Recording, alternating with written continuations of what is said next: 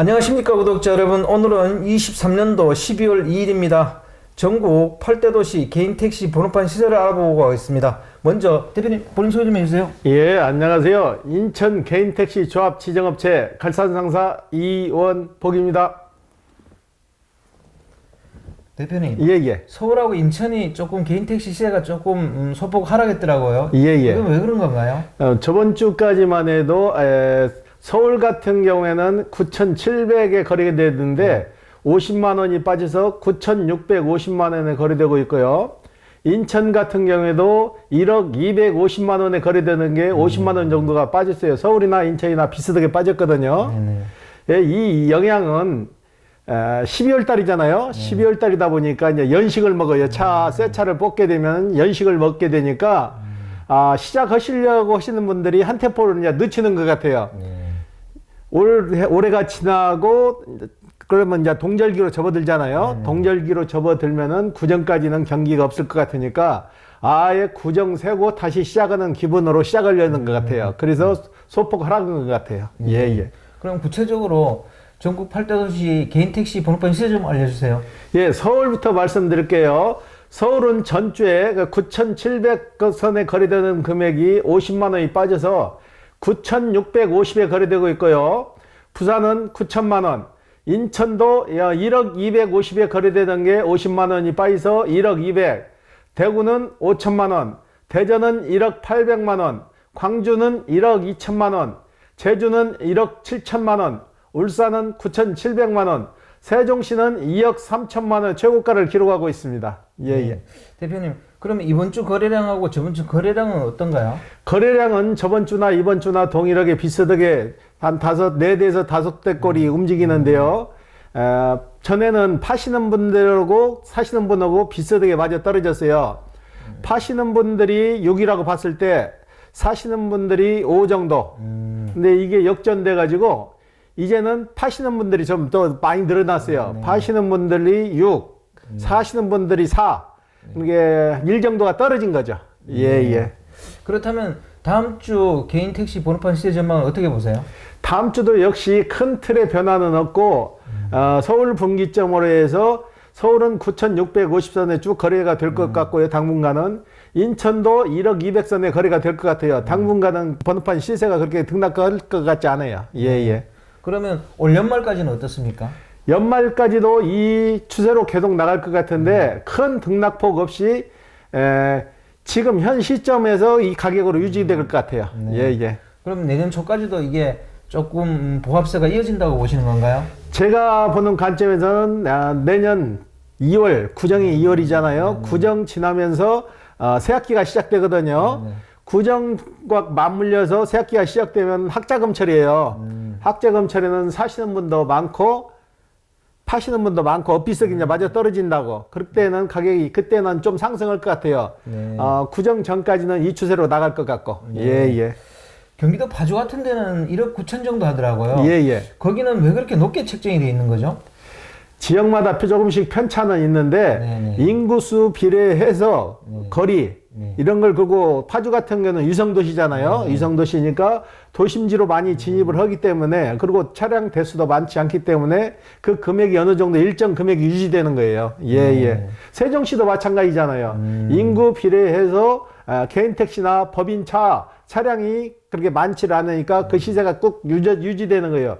신도시가 발표되면서 인구 유입량은 많이 늘어났는데 차량은 그대로지. 예.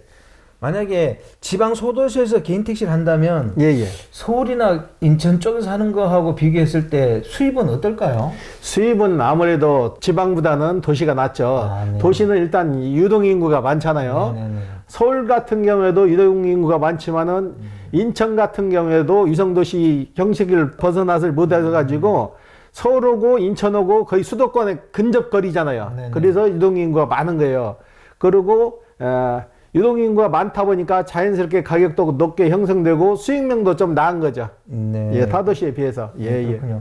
대표님, 이번 주 거래건 중에서 기억에 남는 건 있으면 얘기 한번 해주십시오.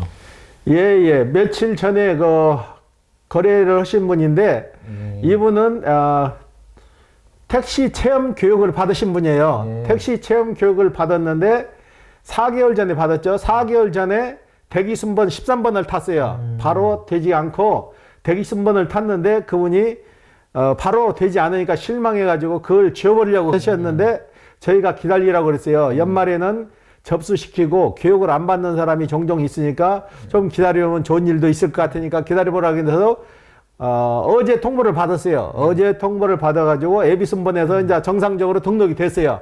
등록이 돼서 어제 그분도 교육비 52만 원을 납부하시고 정상적으로 이제 12월 4일 날 입소를 해요. 입소를 해서 교육을 받으실 거예요. 이분 같은 경우에도 교육이 잘 접수가 됐는데도 대금 이제 52만 원을 납부하는데 또 혼자 하시다가 막혀가지고 저희 사무실로 오셨어요. 네. 대금을 입금하려고 카드 결제를 하려고 했는데 하다 안 되니까 저희 사무실로 와서 도움을 요청해가지고 저희가 계좌번호를 따가지고 지로로 해갖고 바로 입금을 시켜줘가지고 순번도 타고 정상적으로 4일날 이제 교육 접수가 들어가는 거예요. 예. 아, 대표님 참 개인택시 양수교육 추가 접수가 있다면서요?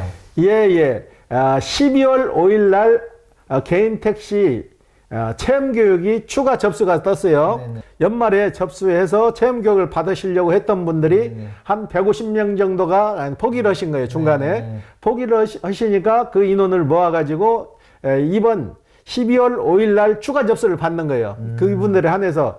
이분들이 추가 접수가 되면은 12월 달에 교육이 다 끝나요. 네네. 내년으로 넘어가는 게 아니고 12월 안에 배정을 해서 12월 안에 교육이 다 이루어진다고. 네. 예. 지금 대표님 얘기하신 개인택시 체험교육이 그 개인택시 양수교육 그걸 말하는 거죠? 그렇죠. 전에는 경력자들은 교육 없이 바로 샀는데 그걸 허물었잖아요. 네네. 젊은 층을 유입하기 위해서 그걸 허물었는데 일반 경력이 없는 분들은 5년 무사고로 사는 거예요. 네네. 5년 무사고로 샀을 때 택시 체험교육으로 대체를 하는 거예요. 예.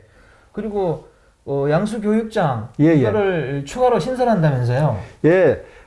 수도권에서 근접해서 가까운 데가 지금 교육장들이 너무 멀잖아요. 네.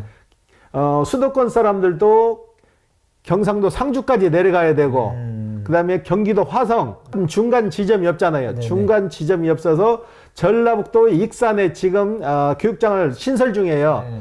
아마 내년 초반기에는 안 되고 중반기부터는 아마 익산에서도 교육이 실시될 것 같아요. 예. 그리고 대표님 택시시장에 카카오 지금 상생대책 발표했잖아요. 예. 근데 구체적으로 언제부터 어떻게 하겠다는 그 내용을 발표한 게 있나요? 내용은 없고 약속은 지킬 거예요. 대통령까지 나와가지고 강력하게 네네.